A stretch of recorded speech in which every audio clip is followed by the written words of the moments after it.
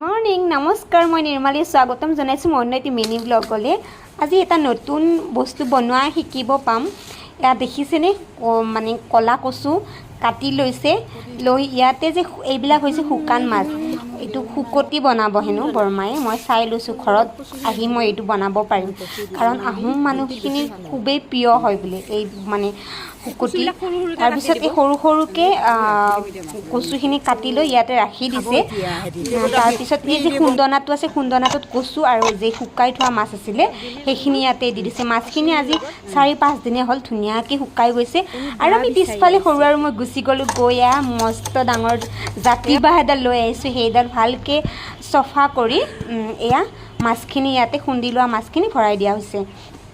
তাৰপিছত এই যে বাঁহডাল আনিছিলে সেই বাঁহডালত মাছখিনি ভৰাই ইয়াতে শুকান কলপাতেৰে মেৰিয়াই এমাহমান ইয়াতে ৰাখি থৈ দিব তাৰপিছত এইটো খাব